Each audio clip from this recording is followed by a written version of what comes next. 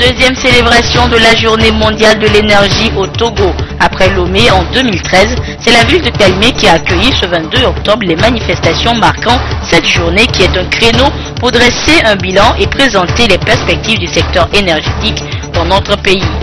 Le projet de loi portant modernisation des actions publiques de l'État en faveur de l'économie a reçu son quitus le 17 octobre dernier à l'Assemblée nationale. Qu'attendre alors de cet ambitieux projet? Les réponses tout de suite dans ce journal. Et puis plus de 1500 tonnes de riz blanc. C'est la deuxième phase de l'assistance alimentaire du Japon au Togo. Une opération dénommée Kennedy Round qui permet entre autres aux populations togolaises d'accéder aux produits alimentaires de base à moindre coût. Voilà pour l'essentiel de ce journal. Merci d'être au rendez-vous du 20h sur la première. Nous débutons par un chiffre, celui de ce journal. 1,5 milliard sur les 7 milliards d'habitants de la planète sont privés d'électricité. Une situation qui pose un réel défi à relever pour tous les pays aspirant au développement. Pour y parvenir, la journée du 22 octobre a été décrétée Journée mondiale de l'énergie. Au Togo, l'événement est célébré pour la deuxième fois et c'est la ville de Kalimé qui a été choisie pour abriter les manifestations permettant de faire le point des activités et les perspectives du secteur de l'électricité dans notre pays. Adolphe Paka. Pakonji, une localité rurale située à 20 km environ à l'ouest de Palimé, restée longtemps sans énergie. Chose faite aujourd'hui grâce à ce système d'éclairage à base de l'énergie solaire. Nous avons été très fiers quand on nous a apporté ce kiosque qui nous sert dans un premier temps à charger les lampes et puis à charger nos portables. Le ministre des Mines et de l'Énergie est venu apporter le soutien du gouvernement à cette initiative de l'ONG belge Solergie qui à ce jour a distribué plus de 10 600 lampes aux ménages des régions des plateaux et centrales. Dans l'agenda de cette journée consacrée aux énergies renouvelables, la visite du barrage de Kwimé, la première centrale hydroélectrique du Togo depuis 1963. Cette structure qui résiste à l'épreuve du temps fournit toujours de l'énergie avec une production de 1,600 kW. Il y a l'évolution, il y a trop de clients, on ne peut pas pousser dedans, c'est le courant de Nagbeto qui vient et nous on ne fait que renforcer la tension. L'apothéose dans la ville de Palimé a permis au ministre Damipi de faire le bilan de ce secteur en plein chantier au Togo. Les activités dans le sous-secteur énergie électrique ont permis d'électrifier près de 300 localités, dont 230 nouvelles localités rurales, avec une longueur totale de réseau en basse tension évaluée à près de 1000 km et en moyenne tension à près de 600 km. Nous nous réjouissons que le Togo soit à l'abri des crises énergétiques que connaît la sous-région. Un appel est alors lancé pour la promotion des énergies renouvelables, notamment l'énergie éolienne et solaire, qui constituent d'énormes potentialités pour l'Afrique. L'accès à l'énergie est donc une priorité pour les plus hautes autorités de notre pays et il s'inscrit d'ailleurs dans les 8 objectifs du millénaire pour le développement. 2015 approche et l'échéance des OMD est plus qu'imminente, poussant tous les acteurs impliqués à élaborer déjà le bilan de 5 ans de mise en œuvre et penser à l'après 2015. Où en est-on sur le plan national et que dit l'agenda post-2015? Les réponses dans ce dossier réalisé par Charlotte Moussini. Les objectifs du millénaire pour le développement articulés autour de 8 points ont amené les différents pays à bâtir leur programme de développement en fonction de cette vision commune. Au Togo, des avancées relativement significatives ont été enregistrées grâce à la mise en place de certains programmes. Stratégie nationale et développement axée sur les OMD hier, SCAP aujourd'hui en passant par les DSRP. Les seuils de pauvreté sont passés. Nous avons gagné sur la période de 3 points. C'était à 61,7, nous sommes venus à 58,7. Vous prenez l'éducation, aujourd'hui le taux net d'éducation est assez consistant, je crois que c'est à 87%. En ce qui concerne la nutrition, la sécurité alimentaire, nous avons fait de très bons pas dans la mesure où nous sommes exportateurs de certains produits vivriers. Conscients de la poursuite des efforts, les acteurs impliqués pensent déjà à l'après 2015. Le Togo, bon élève, a même été retenu par les Nations Unies pour élaborer un programme pilote.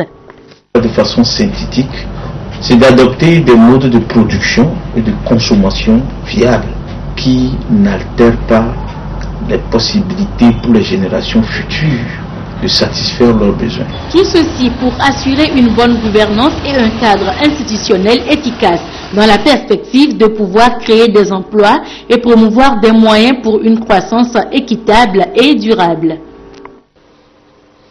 C'est le 17 octobre dernier que le projet de loi portant modernisation de l'action publique en faveur de l'économie a été adopté par les députés à l'Assemblée nationale. Un contrat de partenariat public-privé lié à la concession des services publics. Mais à quelle fin? Les réponses avec Esther Laclé.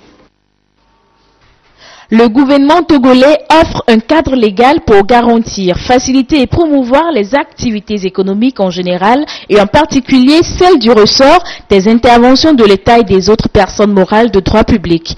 L'avant-projet de loi adopté à ce sujet par l'Assemblée nationale le 17 octobre dernier porte modernisation de l'action publique de l'État en faveur de l'économie. En matière d'expropriation, nous avions une vieille procédure de 1945 qui est déjà obsolète aujourd'hui. Le texte modernise cette procédure-là, l'actualise et introduit un certain nombre de garanties vis-à-vis des propriétaires. De la même façon, le même texte également définit un cadre juridique pour les nationalisations. La même loi également établit une agence togolaise des grands projets, qui est une institution qui est rattachée à la présidence de la République et qui a pour objet de superviser, de coordonner l'ensemble des grands projets.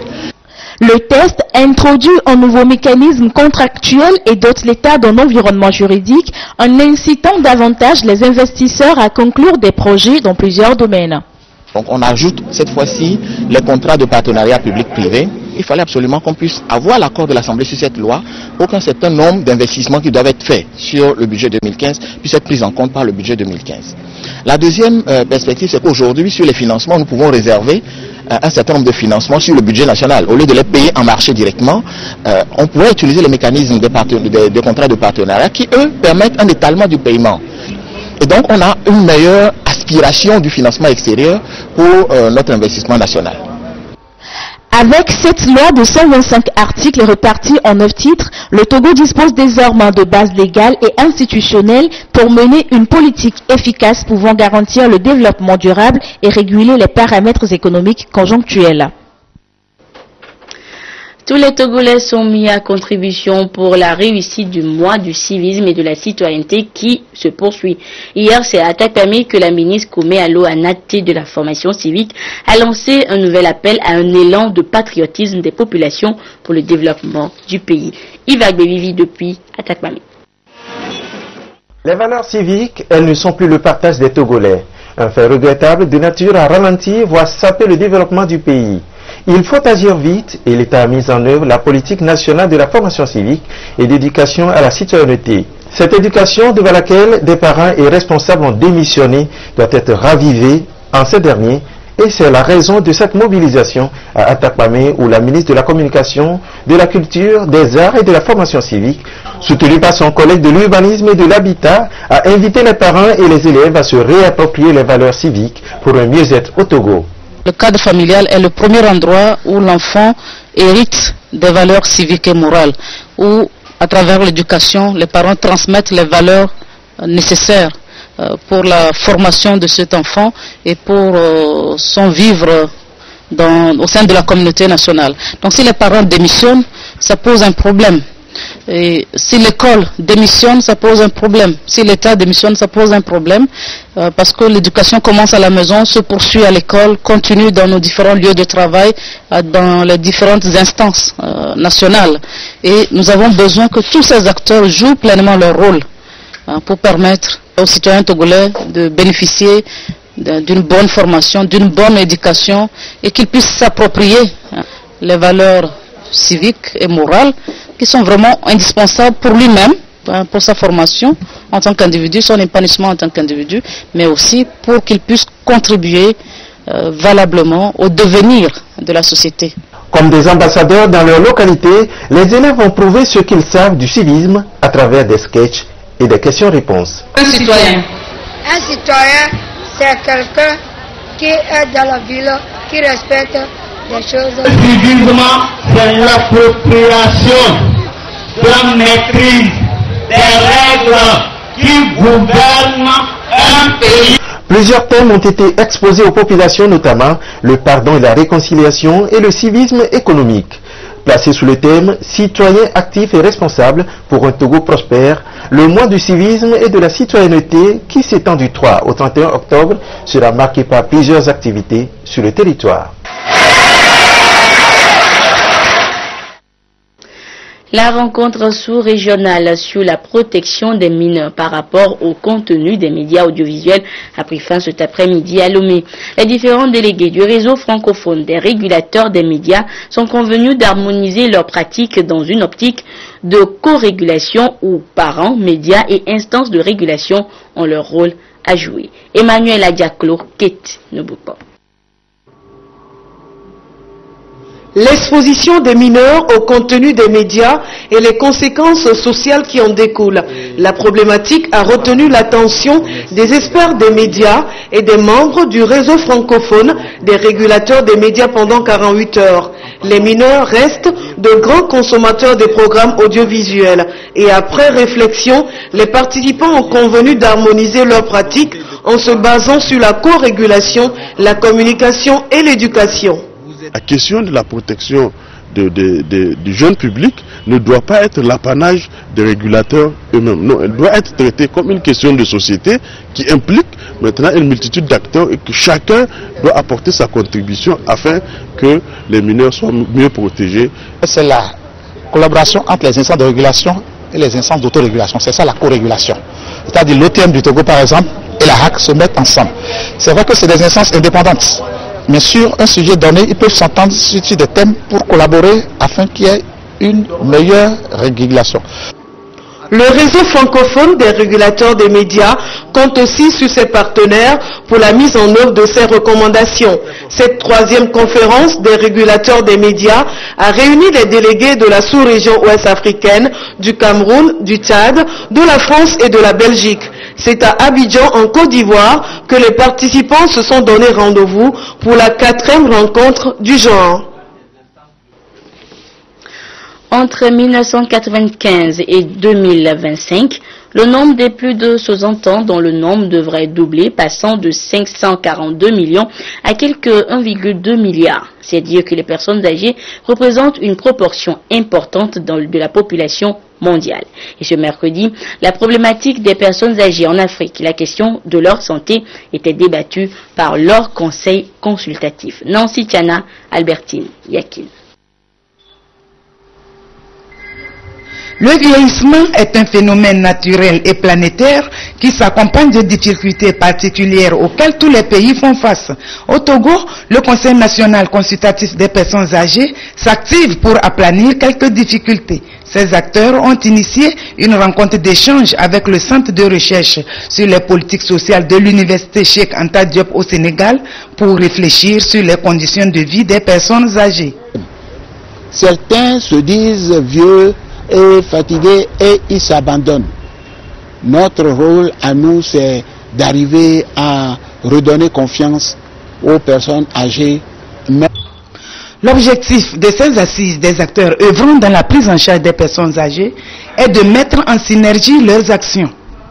On souhaite constituer un réseau de réflexion autour des centres de recherche pour réfléchir sur la question du vieillissement en Afrique, essayer de circonscrire, de prévenir les problèmes pour aider le gouvernement à faire des politiques.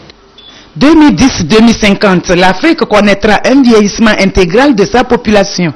Les inventions et mécanismes de protection sociale permettront une meilleure prise en charge des personnes les plus âgées.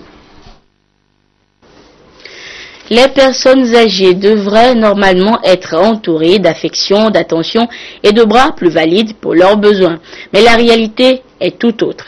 L'une de nos équipes de reportage a mené une petite enquête sur le comportement de la nouvelle génération face à ces hommes et femmes du troisième âge. Nous retrouvons Nancy Tiana et Albertine Yakin. Les personnes âgées font partie intégrante de la société. Qualifiées de vulnérables, elles font face à toute une série de difficultés dans leur vie quotidienne. Elles sont la plupart du temps négligées au sein de la société. Ce que j'en trouve, c'est ça, je mange. Moi, je travaille, c'est moi-même qui balaye, fait des lessives, tout. Dans une assemblée, quand il y a une grande personne, une personne âgée qui arrive, il faudrait que le jeune lui cède la place. Dans les queues, à l'hôpital par exemple, il faut que le jeune lui laisse la place à la personne âgée. Dans les banques par exemple, comme on le voit. Les personnes âgées ont un besoin permanent de soutien physique, moral et financier. Elles demandent qu'on leur prête une petite attention afin qu'elles se sentent dans une société. Les personnes âgées, il faut qu'on nous soutienne au moins à vivre ou à quelque chose comme ça. Quand on est âgé, il faut se faire montrer que vraiment tu es âgé et tout ton comportement se démontre partout que tu devais te respecter en toi-même et qu'on te respecte aussi. Tout ce que tu fais, il faut que ça plaît aux autres. Une visite, un appel téléphonique, une aide quelconque ou simplement un sourire suffit parfois pour éclairer leur journée. La Commission nationale des droits de l'homme installée officiellement en octobre 1987 célèbre à Lomé son anniversaire et l'entrée en vigueur de la Charte africaine des droits humains et des peuples. Cette institution chargée de promouvoir et de protéger les droits des populations sur toute l'étendue du territoire national a organisé une causerie débat à l'endroit des étudiants hier. L'objectif est de leur faire découvrir la CNDH en matière d'organisation, de fonctionnement et ses missions. À cette rencontre d'échange, les responsables de la Commission nationale des droits de l'homme comptent donner une formation adéquate aux jeunes en vue d'assurer une relève dans la dignité.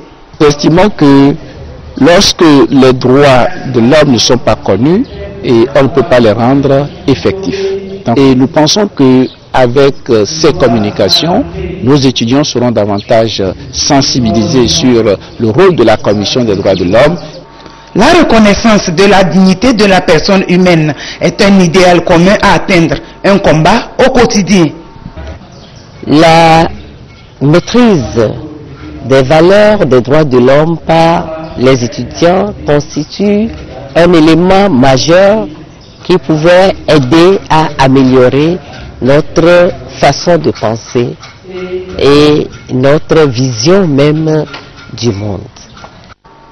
La date du 21 octobre rappelle aux défenseurs des droits humains un double événement.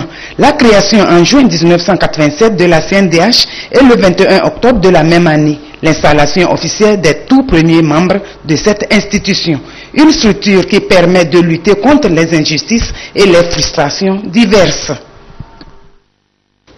Les clés du commerce international, c'est le thème qui a réuni ce matin les opérateurs économiques et les responsables de l'Agence nationale de promotion et de garantie de financement des PME, PMI. Pour le mercredi de l'entrepreneur de ce mois, il est question d'informer et de former les leaders d'entreprise sur les moyens et techniques à adopter pour réussir leurs affaires sur le plan international, un secteur très rentable pour l'économie du Togo. Sonia Amenikpo, Rachel Aokou. Le commerce international, qui représente 68,9% du PIB, exige la connaissance du cadre institutionnel et une bonne organisation. Ces exigences sont le plus souvent ignorées par les opérateurs économiques qui s'y prennent mal pour promouvoir leurs affaires à l'extérieur. Comment procéder alors pour réussir le commerce international? C'est donc sur ce thème que s'est penchée l'Agence nationale de promotion et de garantie de financement des PME-PMI, ANPGF, dans ce rendez-vous mensuel le mercredi de l'entrepreneur. Si les entrepreneurs de notre pays ne saisissent pas les opportunités qui leur sont offertes pour développer le commerce, d'autres le feront à leur place. C'est pourquoi l'ANPGF a jugé opportun d'entretenir les opérateurs économiques sur le thème de ce jour, les clés du succès dans le commerce international. Tous les pays ont intégré dans leur politique de réduction de la pauvreté un volet commercial.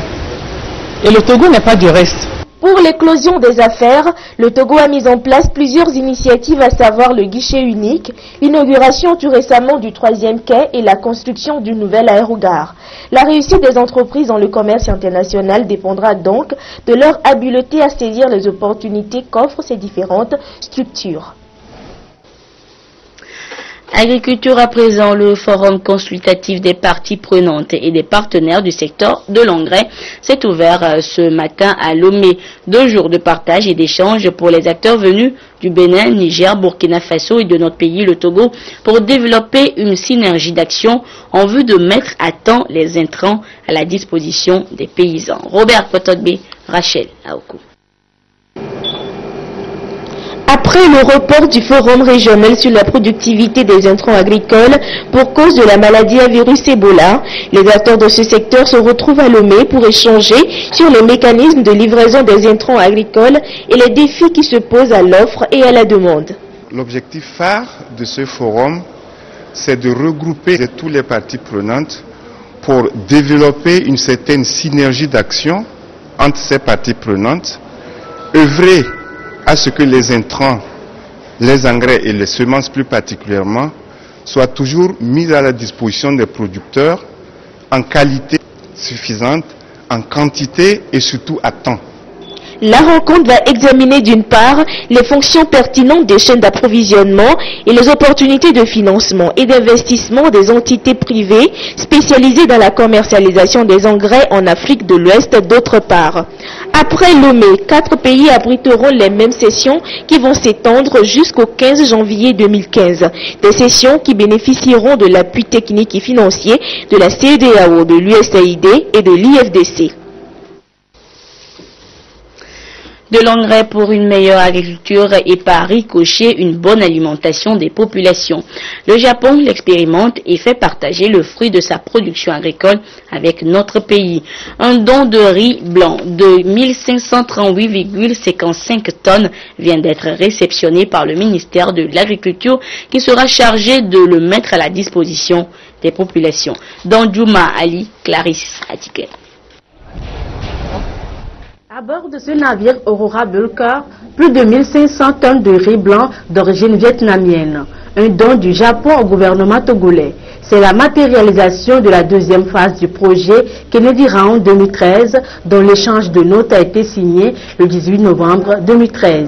Le riz qui vient d'être réceptionné servira à travers l'ANSET de rapprocher les services de fourniture de ces denrées aux populations les plus vulnérables. Les fonds collectés à la suite des ventes de ces denrées, donc ces fonds serviront à l'État togolais d'engager ou de mettre en place des projets de développement socio-économique. La réception de cette importante quantité de riz a été précédée par celle de plus de 10 000 tonnes de blé qui constitue la première phase du projet Kennedy Round 2013.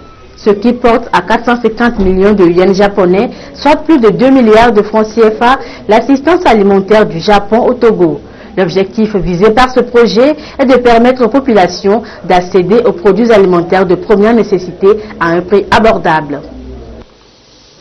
La tournée du ministre de l'Enseignement technique, de la formation professionnelle et de l'industrie, El Hadj Amadou Bouim Bouraïma Diabaté, se poursuit. Il était cette semaine à Kara, puis à Mango, où il a échangé avec les fondateurs et chefs d'établissements techniques privés sur les conditions d'ouverture d'écoles et de centres de formation. Le compte rendu avec Nestor Mozo et Désiré Allen. Nous sommes au centre de formation technique et professionnelle de Gando, 60 km au sud-est de la ville de Mango. Un centre nouvellement créé par le gouvernement togolais pour rapprocher davantage l'école des apprenants. Cette année scolaire 2014-2015, 60 élèves inscrits répartis dans 2 filières, maçonnerie et électricité se forment. J'encourage mes camarades que c'est bon de venir s'inscrire dans ce centre. Le ministre Brim Diabaté de l'enseignement technique, de la formation professionnelle et de l'industrie a fait le déplacement du centre pour 3 objectifs. Remercier le conseil de préfecture de Loti pour ce don d'infrastructure qui habitera les élèves, encourager les parents et le corps enseignant dans leur encadrement. Cette attention, ce n'est pas pour le ministre, mais c'est pour eux, c'est pour leurs enfants. Et je suis très content surtout la préfecture qui a offert ce bâtiment-là. Les élèves et le corps enseignant ont exposé au ministre leurs préoccupations qui touchent notamment les ressources humaines et le matériel de travail. Le ministre Brime Diabaté a promis œuvrer pour trouver une solution rapide. Au ministère de l'enseignement technique et de la formation professionnelle, l'opération d'assainissement au niveau des collèges, lycées et centres de formation commence. À Kara, il a échangé avec les fondateurs et les chefs d'établissements privés. Le ministre n'est pas allé avec le dos de la cuillère pour leur dire ce qui va se passer. Il y a des gens qui s'installent d'une manière anarchique. Ils sont sans agrément et à partir de maintenant, et on va commencer par faire les visites techniques dans les établissements. Tous ceux qui sont là, qui ne veulent pas respecter les règles, seront sanctionnés suivant les règles en vigueur. L'équipe chargée des visites techniques dans les établissements a une feuille de route qui comporte 3 principaux axes. D'abord, nous verrons les infrastructures, parce qu'un centre de formation ou une école de formation professionnelle technique doit quand même être abrité par un cadre raisonnable. Ensuite, nous ferons l'état des lieux par rapport au matériel didactique. L'enseignement technique et la formation professionnelle a des spécificités, de sorte que les produits sortis de cette formation soient des produits utilisables et efficaces. Les visites ont démarré juste après la cérémonie de lancement par le ministre. Elles s'étendront à tous les établissements privés techniques à travers le pays pour retenir ceux qui répondent aux normes d'ouverture et fermer ceux qui ne se sont pas conformés aux exigences. Et le ministre en charge de l'enseignement technique et son collègue des travaux publics communiquent à l'endroit des exploitants des établissements privés d'enseignement de la conduite des véhicules automobiles, dits auto-écoles. Conformément à la directive numéro 15/2009/CM/UMOA du 25 septembre 2009 et à l'arrêté interministériel numéro 044/MTPT/METFI/MEF du 11 août 2014, l'ouverture et l'exploitation des établissements d'enseignement de la conduite des véhicules automobiles auto-écoles sont soumises à l'obtention d'un agrément conjointement délivré par les ministres chargés des Transports et de la formation professionnelle. À cet effet, il est demandé aux personnes exploitant ces établissements et à toute personne désireuse d'en faire l'exploitation de prendre les dispositions nécessaires pour se conformer aux dispositions en vigueur en prenant attache avec la direction des transports routiers et ferroviaires pour toute information complémentaire. Ceux qui exercent déjà cette activité sont invités à régulariser leur situation dans le meilleur délai afin d'éviter la fermeture de leurs établissements. Les ministres comptent sur le civisme et la compréhension de tout un chacun pour le respect scrupuleux des dispositions en vigueur en la matière. La suite de cette édition, la délégation spéciale de la préfecture du Golfe a encore procédé au désengorgement des rues d'Aplao, Avedi, Télessou et d'Adido Gomé, Vesomé. Dans cette opération, toutes les maisons construites dans les rues ont été démolies. Lucassi, Christine Péché-Kialodé. Sous un regard impuissant, ils assistent à la démolition de leurs habitations construites sur les voies publiques. Dans les quartiers Aplao, Avedi, Télessou et Vesomé, touchés ce jour par l'opération, certains ont compris le bien fondé de ces travaux. Nous avons averti, ça fait un temps. Normalement, on peut parler d'un an. La chambre qui est, la maison qui est au milieu là, ça nous dérange beaucoup. Ça, le travail que vous êtes en train de faire là ce matin, c'est bon pour nous tous. Ces habitations anarchiques posent d'énormes problèmes. Elles rendent surtout difficile l'accès à ces quartiers et la construction des infrastructures socio-économiques. Nous disons également à ceux qui sont dans le même cas de faire des efforts pour que nous puissions avoir des quartiers propres. L'opération se poursuit et tous les plans illégaux identifiés dans les différents quartiers seront tous détruits, ceci conformément à la nouvelle politique de développement urbain définie par le gouvernement. Encore un nouveau venu dans la grande famille littéraire togolaise. Komlan Atou Luc Agbobli, titulaire d'un doctorat et spécialiste en phytopathologie, vient de publier son premier essai littéraire intitulé « Et demain, l'agriculture togolaise ». Une analyse critique des mots qui ont longtemps miné et constituent de freiner l'agriculture togolaise. La dédicace de l'ouvrage a eu lieu hier à Lomé. Le compte rendu avec Ziara Alpha, Augustin Kossi et Clarisse Atikle.